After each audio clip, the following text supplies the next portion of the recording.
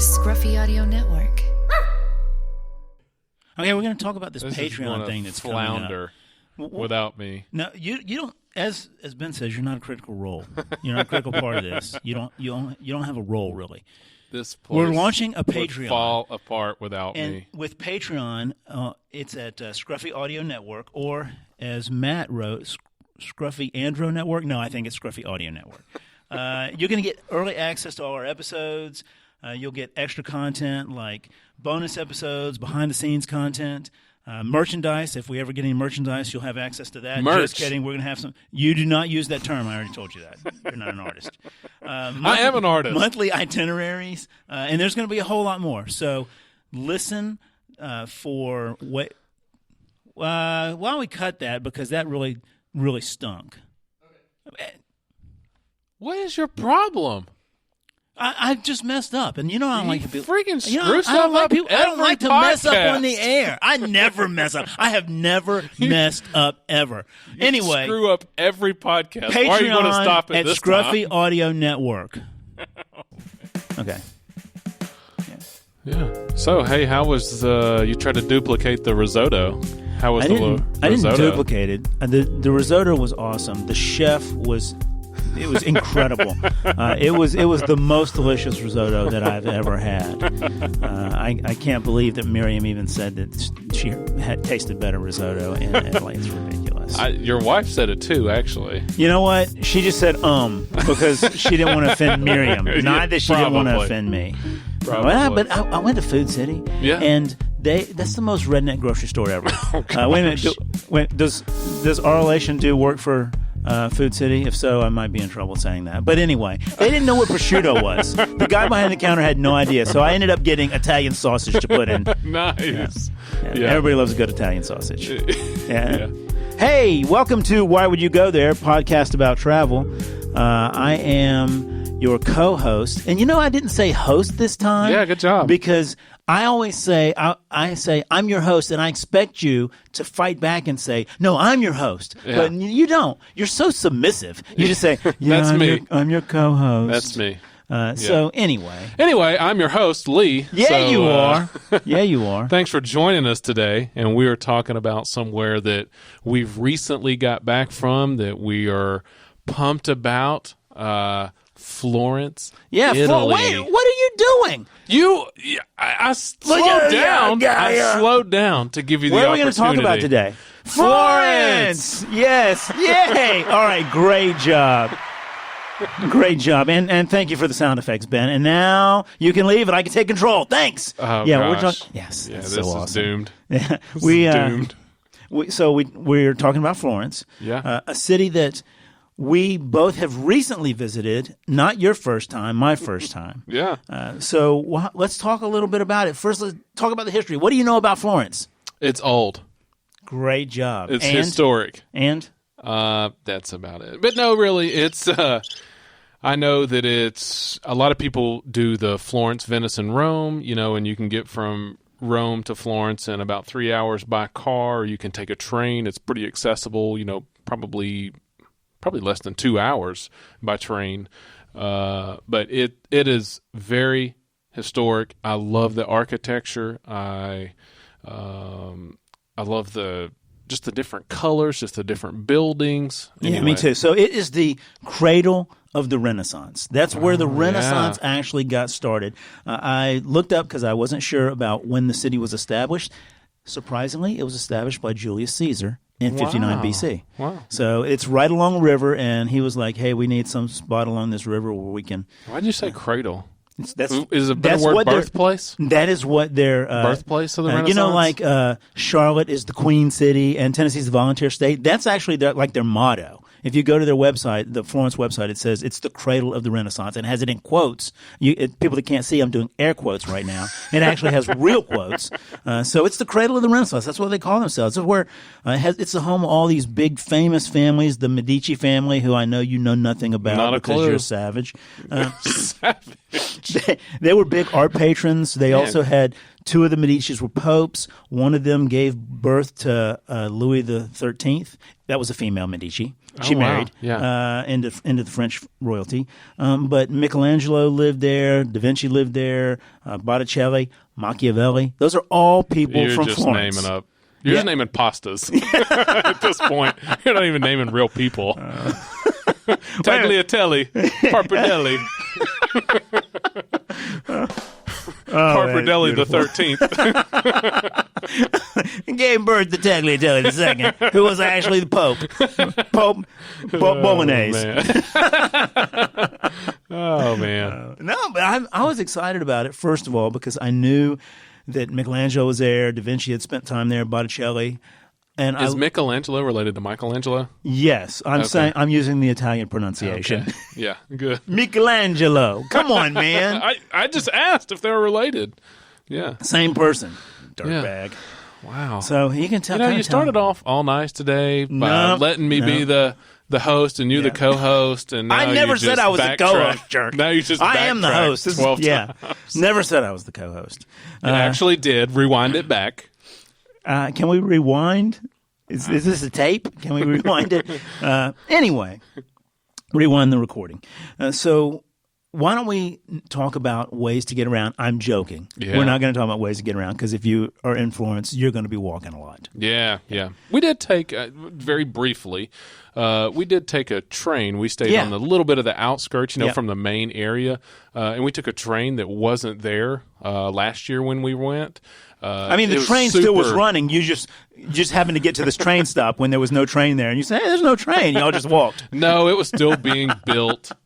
But, it was like a kind of a monorail, I guess. But, it's super. I don't know if it's not really maybe like a trolley. Yeah. It's kind of like it's not really a cable car because it doesn't look like it gets pulled. It looks like it's run electronically. So maybe trolley. But it has tracks like a subway or like a train. Yeah. But we stayed at the Hilton Garden Inn, and it was super convenient, because you could take this train, trolley, whatever it was. Mass transit. 10 minutes, yeah. Yep.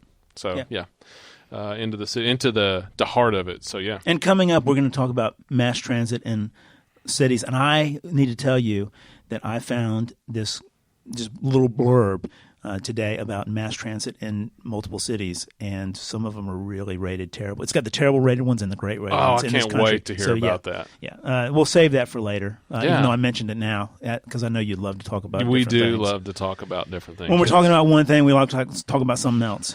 So why don't we talk about the must-sees in Florence? Is there anything that you have to see? Can you just skip the whole city? No, you can't. You definitely cannot. There's so much to see, actually, and a lot of it is very central, too. That's what I like about Florence. So I will say this. So I've been to Florence now 3 times. Okay. And first time, I was like, I'm probably not going to go back. Really? I'm kind of shocked. I was okay with it. Because I loved it. Yeah, so and I knew you would. I knew you would love it. You know me so well. I do. Male soulmate, right? Yeah. Yeah. So second time, I was just I had multiple, but whatever. Yeah. Don't want to offend anybody. Yeah. So second one, it was not as bad as the first time. And I shouldn't say the first time was bad. I just thought you were more impressed the second time. Yeah.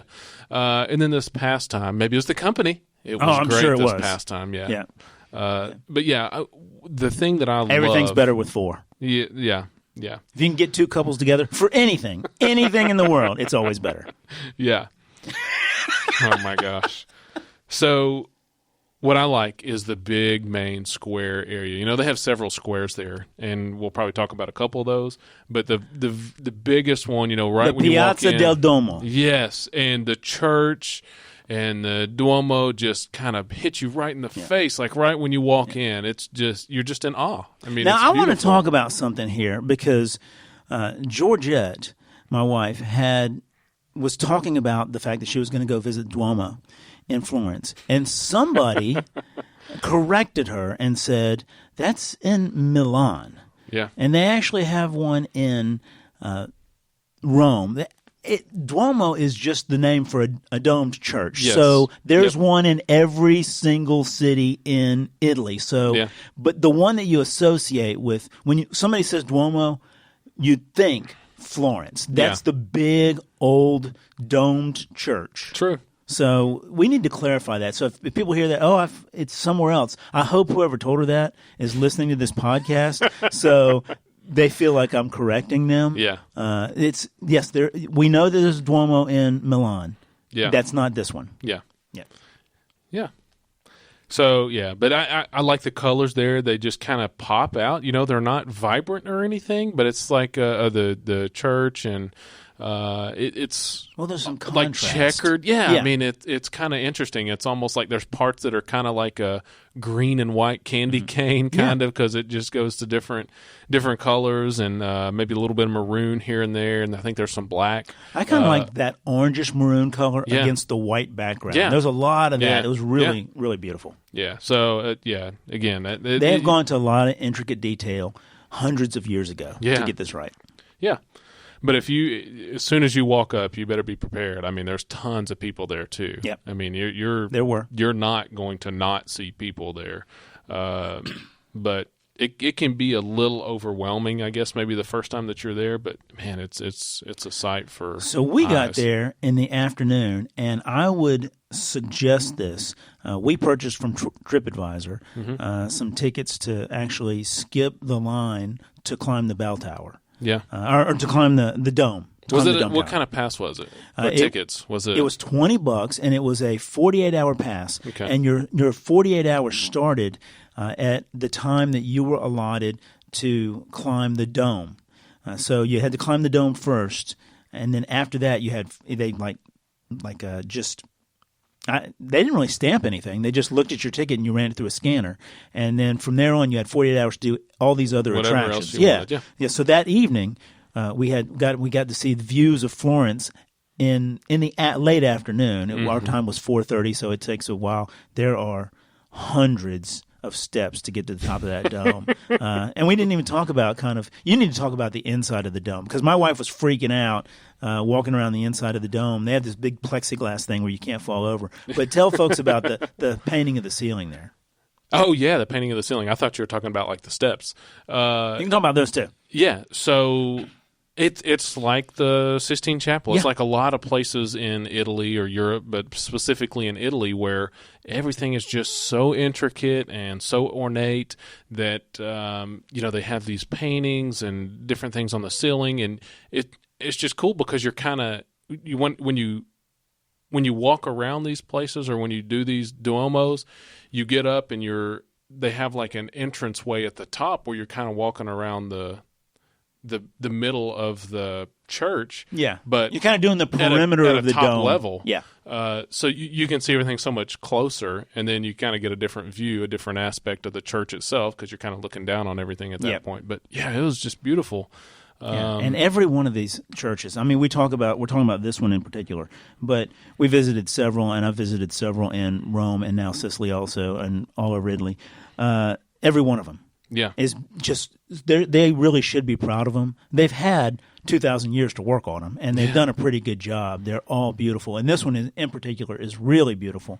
But you get up to that level in the dome, and then you got to climb some more and go outside. And then you get up into the very crest of the dome, and you're at the highest peak in Florence. Yeah, and it's beautiful. And you can overlook all of Florence. You see all those, I guess, the brick or slate, I guess is what it is. It's not brick, but all across Florence, the roofs are just beautiful. And you can see so far, and you look out and you see all these little buildings or churches off in the distance, and you're like, oh man, that place looks really cool. Yeah, and there's a couple of them that we saw that evening, and then you hadn't visited before, but we ran into when we were walking through. So you can kind of say, oh yeah, I hope I get to see that, and kind of make your way towards it. That was kind of cool. Yeah, it is. It is. And as you're doing the walking, you get to places quicker, I think, than you think, or at least we did.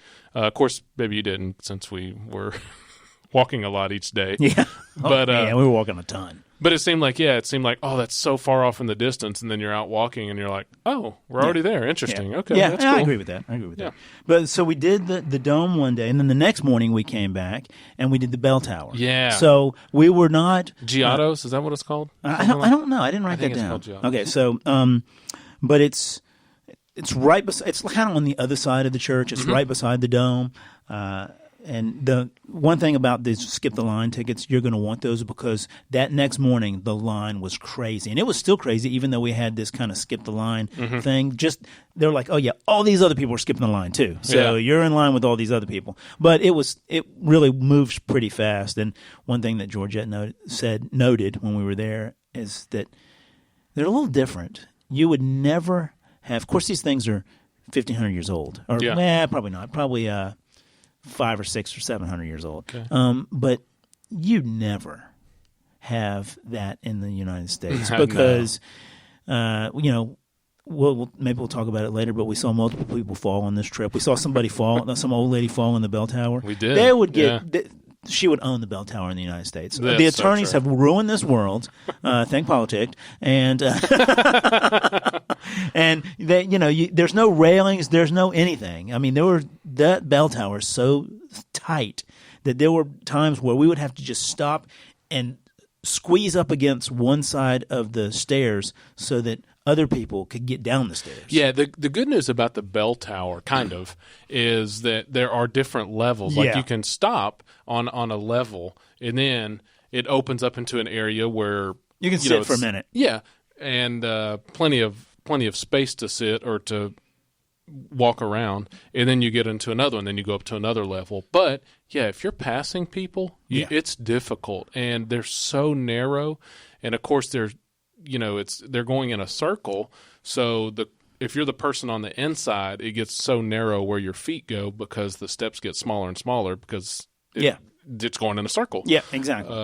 But yeah, it was. Yeah, that was one thing that really bothered me is that people kept stopping on the thick side of the steps. Yes, so I know. You're just standing there doing nothing. Stop on the thin side of the steps so that everybody else can get down. And you're going down the tough side, and they're steep too. It's not like they're easy steps. Oh, it was a workout. It was a workout both days. It was great. And it's funny because, you keep thinking, you're like, okay, we got to be close. We got to be close. Yeah. And then it's like, oh my gosh, you just keep going and keep going and keep going. Yeah. So for people that haven't done it and you're going to walk the bell tower, if you think you're close, the answer is you're not. It doesn't matter how long you've been doing this, how long you've been walking, you're not close. So we did it in October. Could you imagine in like July or August when it's 30 degrees warm? I mean, it was beautiful. Our weather there was beautiful. We had great weather. It was nice. When you stop, it's like a great temperature because it's you can cool, feel a little bit of a but breeze, it's not, maybe. But it's not. It's it was not a really, hot. It's really not nice cold. temperature. Yeah. But it's hard to imagine doing that in July when it's like 90. Yeah. But I did want to note this: the bell tower. Do you want to guess how many steps, or do you remember how many steps? Was it 463?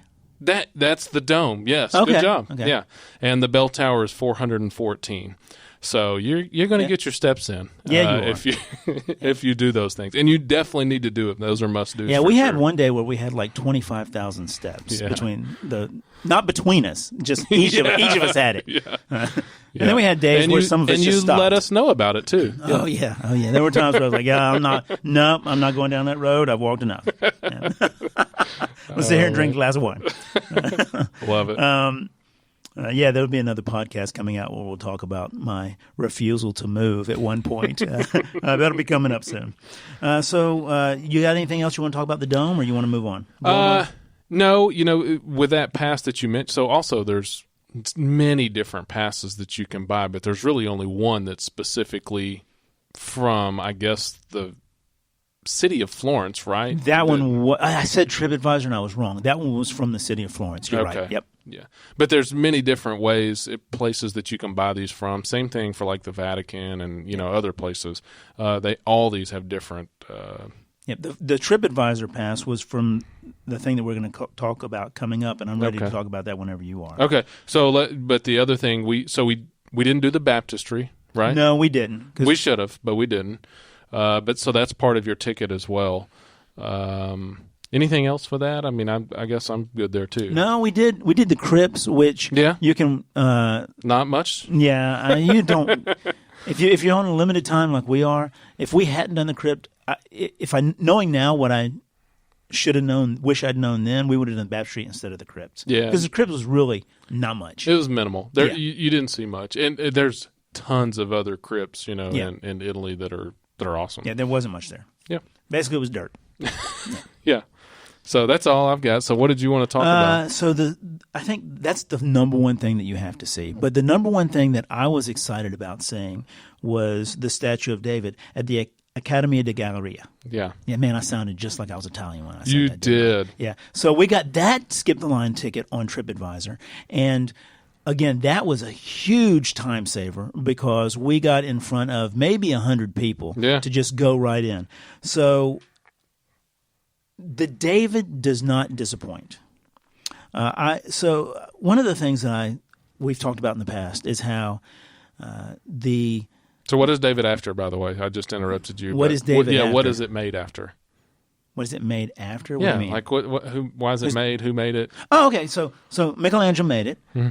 He's related to Michelangelo. Yeah, I don't I've know heard if you that. listen early in the podcast. What about Donatello?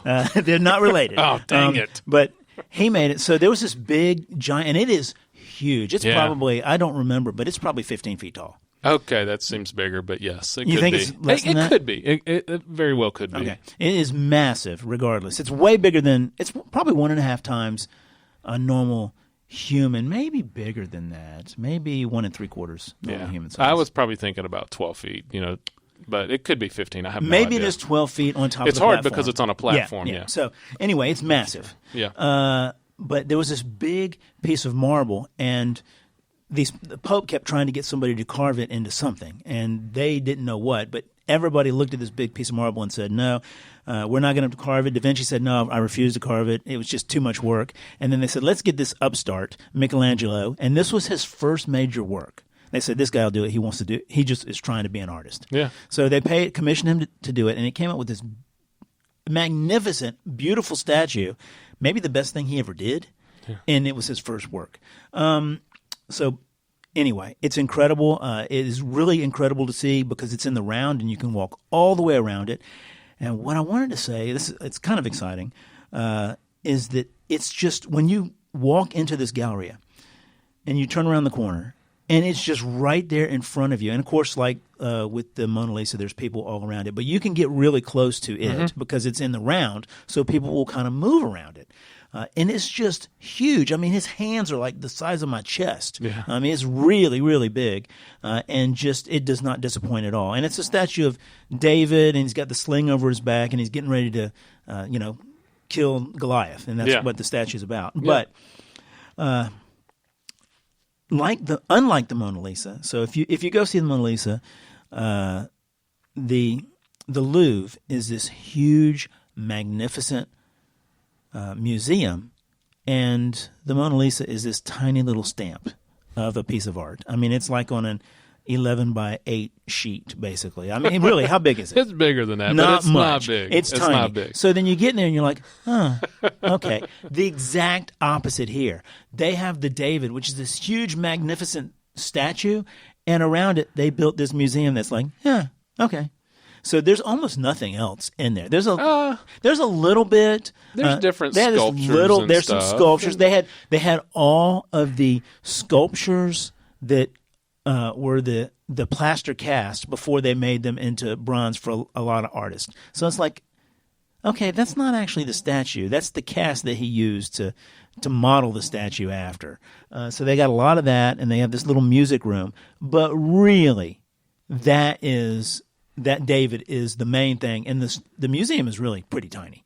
Yeah, it's interesting. I'm a little bit different. Like I thought the David was cool. That I don't think I loved it as much as you did. I'm not saying it was I hate bad. you. This podcast is over. I know. Forget it. I'm not saying it's bad. Yeah, whatever. And then I thought the sculptures were cool. I was kind of different. Now it is small. It's not very big. The museum itself. You think that they could build more around it, like the Louvre. That's humongous, and you could spend days in there. But yeah, I thought the David was cool. I don't know that I thought it was as great as you did. To me, it was like the Lincoln Memorial. Oh wow! It's that impressive. You just walk right up to it, and you get. I mean, it's just huge and it's magnificent. It is cool. It's I don't know. Whatever. I hate you. Yeah. Yeah. Your opinion doesn't count.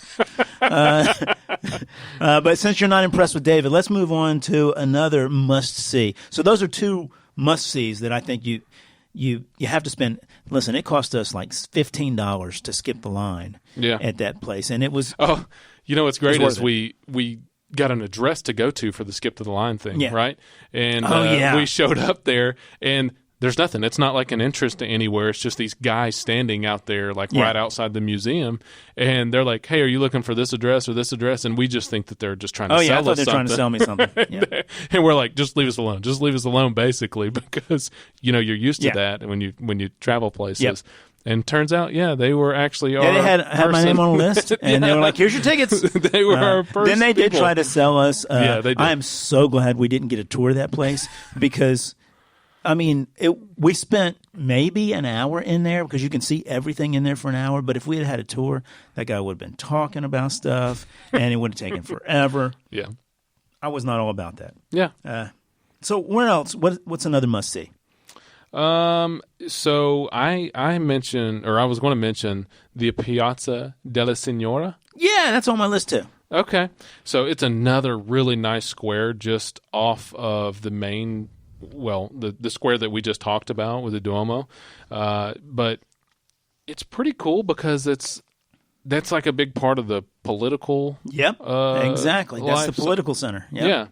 And it also has this like open air. It's not really a museum, but it's not that big, but it has this open air area where I don't even know how to explain it. It's basically a building that has a roof, but it's open air, and then it has these different statues in there, and all those statues are really cool. We didn't spend that much time there because we've spent more time there previously. But the statues are kind of neat. But what else did you want to talk about that? I love that square. I love it. The square is beautiful. That's the one that has the clock tower. Mm-hmm. It's kind of, it looks different than the Duomo. It's kind of a reddish brick brick made tower, and it's the one that we saw from the top of the bell tower that morning, and said, "Oh yeah, that place is pretty cool over there." And we walked, and it. Again, it's a place that looks like it's miles away, but then you just walk right to it. And, oh yeah, here it is. Yeah. So that was kind of cool, and that's the place where they have a fountain right in the middle. Mm-hmm, they do. There's a lot of piazzas with fountains, so you have to specify which plaza you're talking about. So that's kind of it on that, unless you had something else to add. But we have a couple more. Go ahead. My wife, Miriam, told me that a guy was burned at the stake there on that piazza. That's good to know. There's an inscription, at the location there somewhere. We didn't see it, so I don't know. If we'd have known that beforehand, we would have looked for it, because I know you love anything that involves somebody dying. Oh, man. Oh, gosh. Yeah. Okay. Well, but yeah. Oh, that's great. Yes, he's in heaven now. That is death if I've ever heard it. But the building that I was talking about that has the sculptures and stuff. It's Loggia dei Lanzi. Yeah, you did not speak Italian. Dominated. Do not speak Italian.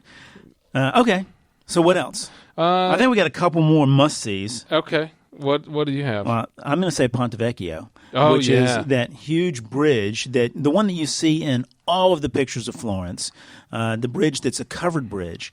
So it's called the Big Bridge. We walked across the bridge itself, but there's actually, it's not really covered, but it looks like it's covered in pictures. There's one side of it there's an overpass built on, so the other side is open air.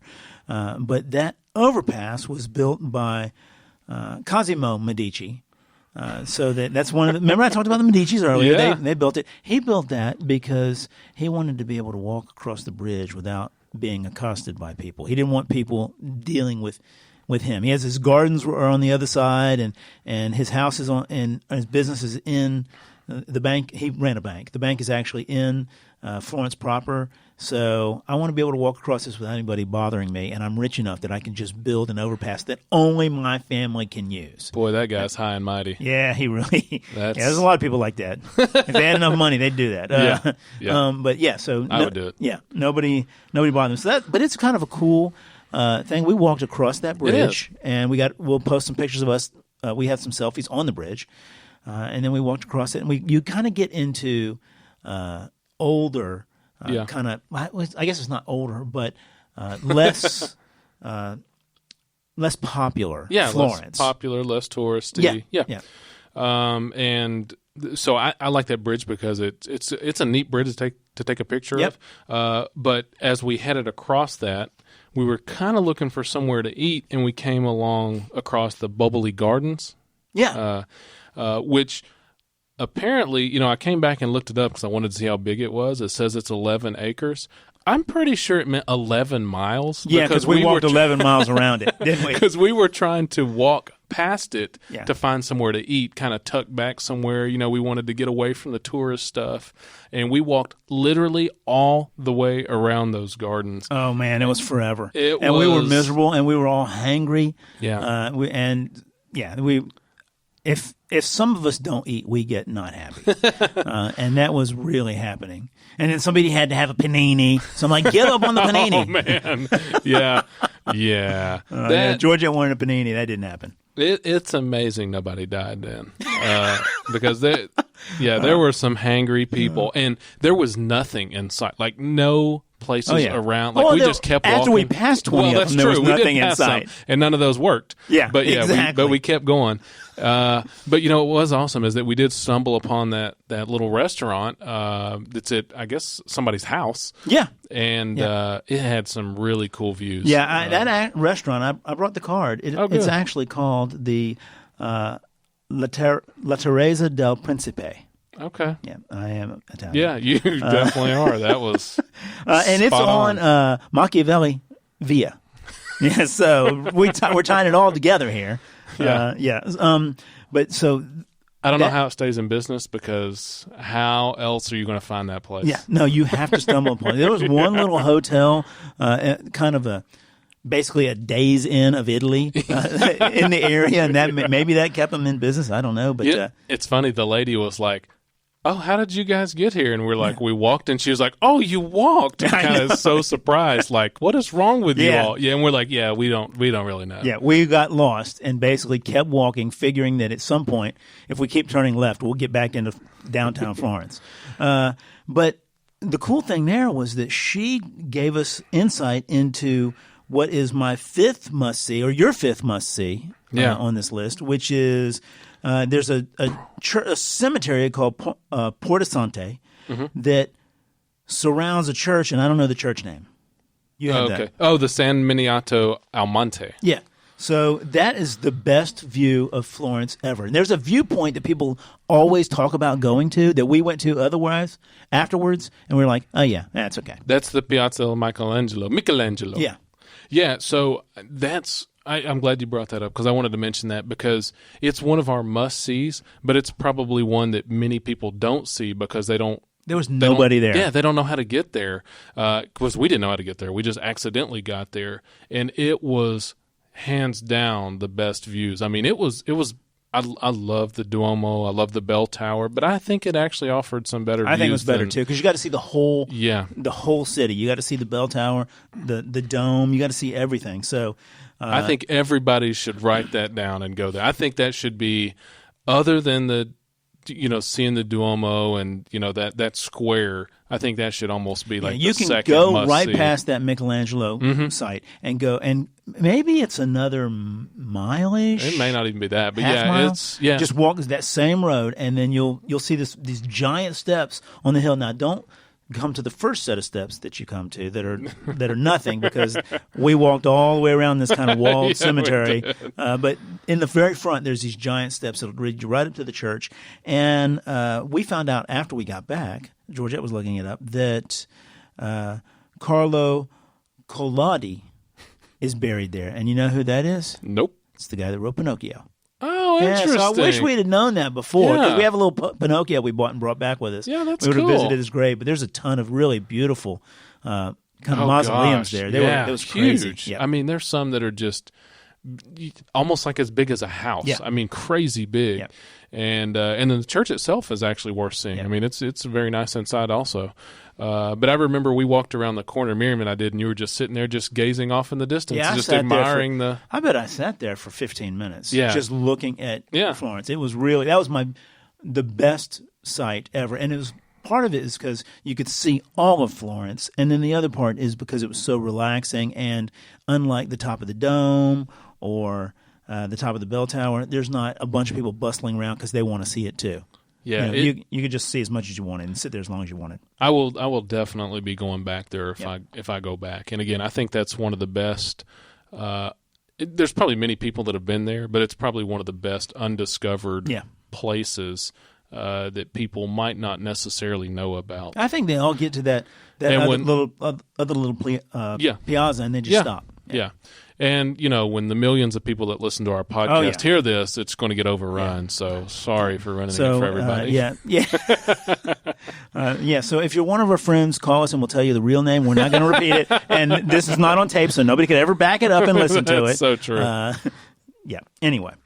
So I think that's all the must-sees that we have. You want to talk about some other things to do if you're there we were just there for a couple of days, but if you're there for a week, there are some other things that you might want to do. I don't have a whole lot. I like to walk around, so I just say walk around, but I know you have a couple other things. I'm ready to talk about food, of course, whenever you are. Just quickly, I think we should mention the Santa Maria Novella Church, which is another huge church that we could see from that lookout point that we were just talking about, and it looks very similar to the facing of the Duomo, but it's just another beautiful church. Their website says that this is someplace that you should visit. The Boboli Gardens, obviously, which we didn't know, are millions of miles. These gardens, they really were. They're I wish people could real European gardens. Yes, huge. They're real European gardens, and there's a lot of geometric shapes, and it's supposed to be beautiful. We could see a little bit of it from our viewpoint at the restaurant when we stopped because it was kind of overlooking a little bit, and then you can see a little bit as you're walking around, but not a ton. I probably would invest some time going and walking through the gardens. I think if we went back, we would go to the gardens, knowing kind of what we know now, since we basically walked all around the walled area of the gardens. And then the last thing I think that is another thing to see is the Uffizi Gallery, which is, you remember that's the place kind of off the Piazza del Duomo where all those statues were of all these great artists, and they probably had...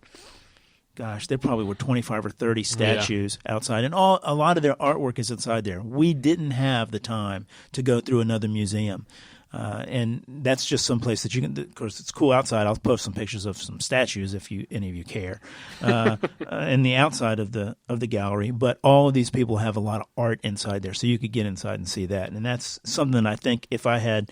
I will go back to Florence, I think, at some point. The problem is, and we talk about this all the time. It's like, I've been to Rome twice now. I've been to Florence.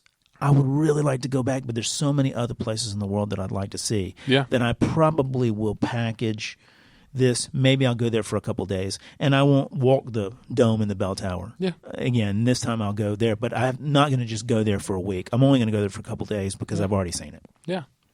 You want to talk about food? Of course. Been waiting. Yeah. So, what I like about Florence is it's Tuscany, right? So I mean it is the capital in Tuscany. It's the biggest city in Tuscany. But that means Tuscan food, and so there's so many different restaurants to choose from. I mean, gosh, you probably can't go wrong. I feel like some places you go and any big city. But you might get caught in a tourist trap, and I'm sure that there's some of those in Florence, but we certainly didn't experience any of those, and everywhere that we went it was great.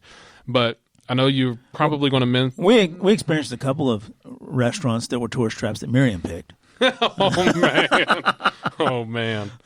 I'm just kidding. I hope I'm not sitting near her when she listens to this, because she might punch me just for being around you. But, yeah, so... We went to the Brasseria dei Tre Amici. Yeah. So that was that your favorite meal of the trip or no? I think that probably was my favorite meal of the trip. But, Su and Ju lasagna. Okay, but this was a close second, and on any given day they could go back and forth.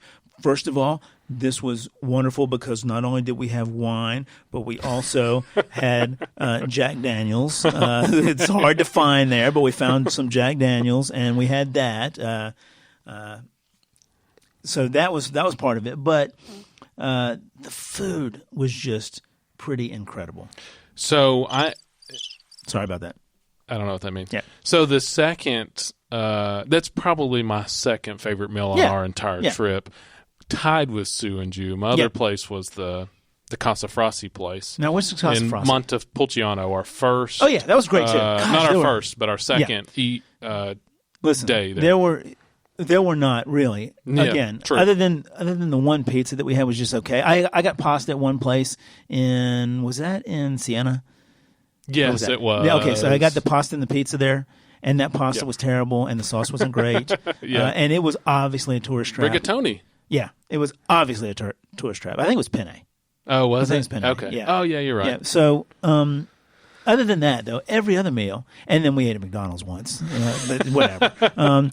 Every other meal was great, and at any moment you might say, "Oh, this is a better meal," or "That's a better meal." But they had everything that we ate there that night was great. Miriam looked it up and said that they're actually number 20 on TripAdvisor, and we've got the little card here. They're hard really, to believe there's 19 better.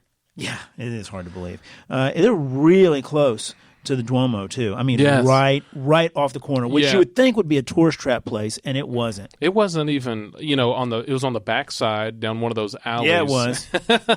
But it wasn't even a block, I don't think. Yeah, no. I mean, it was just right back there. But it was really close. We got our. You got a steak. Miriam got a steak. Oh yeah. I think I got the wild boar.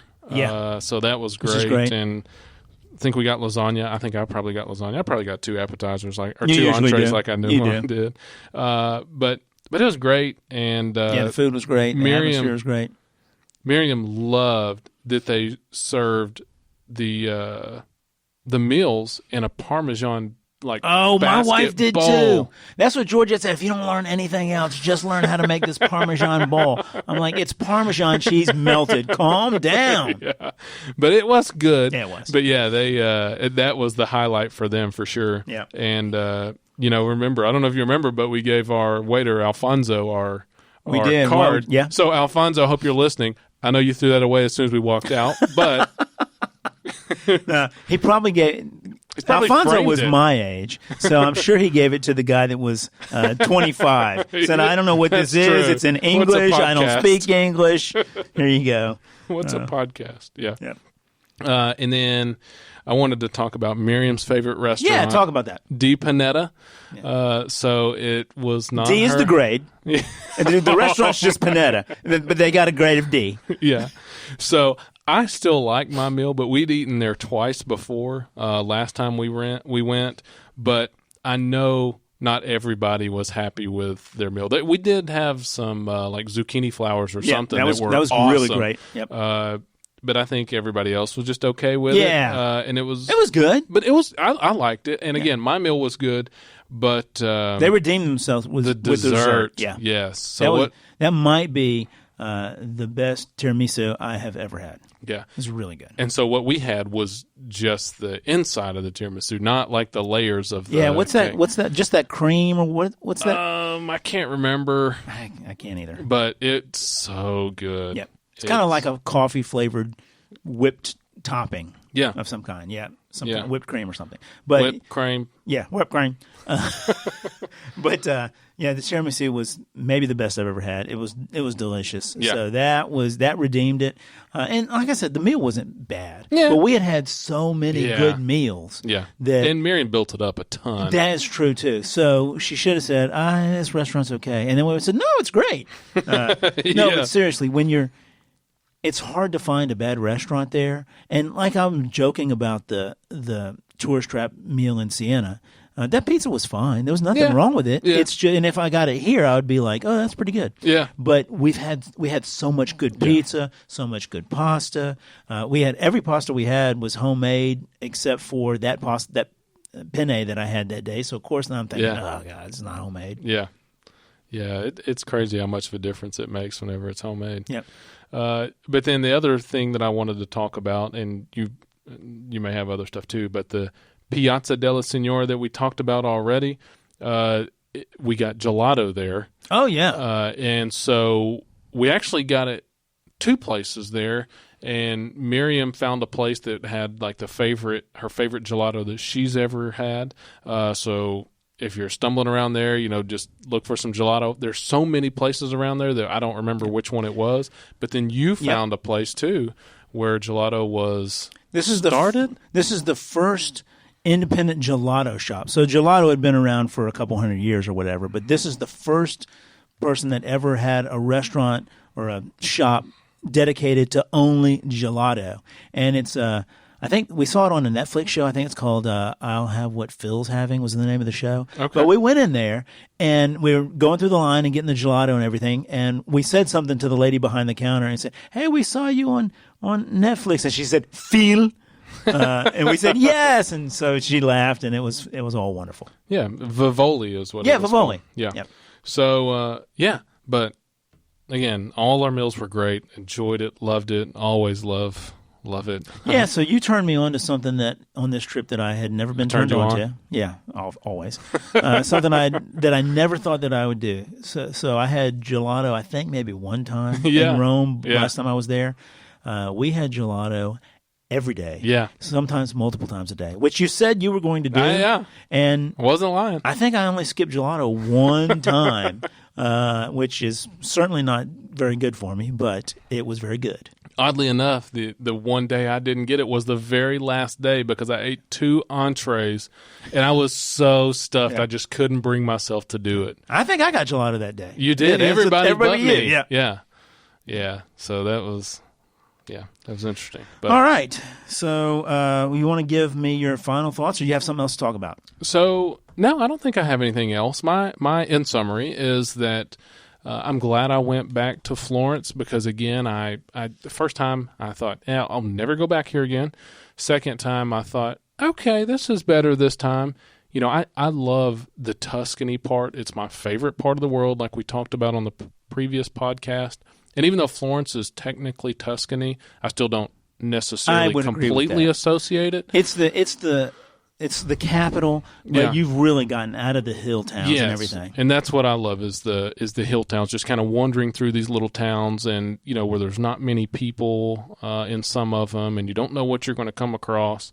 But I had a great time in Florence, and if you like art and architecture and that kind of stuff, or food for that matter, for sure, you need to go to Florence for sure. Where would Florence rank in cities that you've visited? Favorite cities? It's outside of the country. Give it a ranking. Yeah, it's still not going to be that high, but I will tell you, it would have been far closer to the bottom after the first time I went. But now it's probably tough because I've been to so many cities. Yeah. I mean Let's say that's a humble brag right there. It's tough to do. I didn't mean it, but it's probably not. You're taking too long. I don't even care. It's probably not my. I don't even care anymore. I don't even care. Move on. Moving on. Let me give you my final thoughts. I don't even care. Yeah. I think Florence is a wonderful city. I definitely would like to visit it again.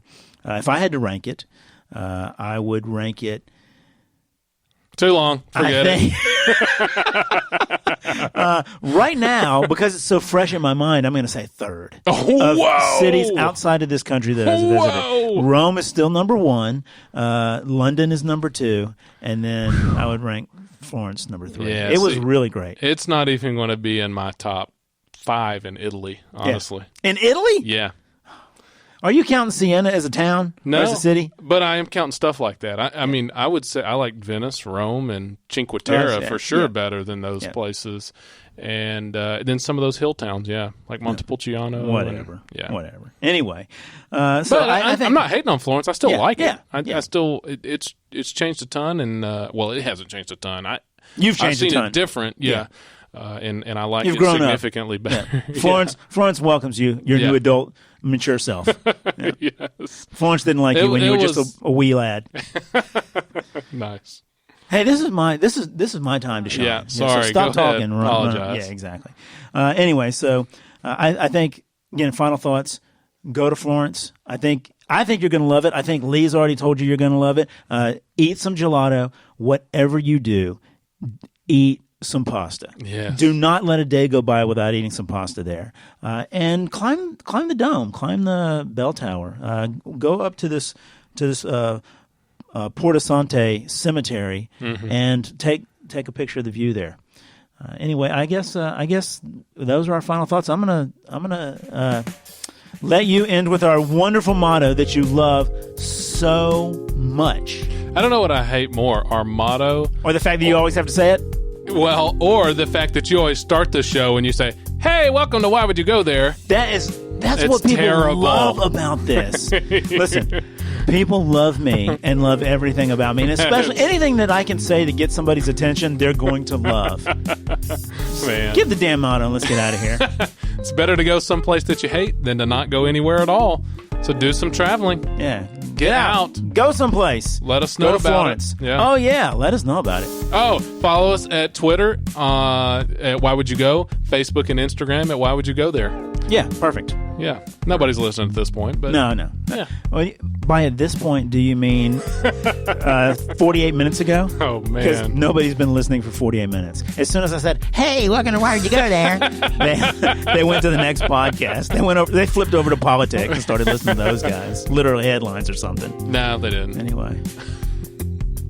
Yeah. All right, what else? Yeah. You're in control here, so you can turn it off whenever you want, right? Yeah, I'm working on that. I'm trying to find the figure control. out what you're doing. Yeah, shut it.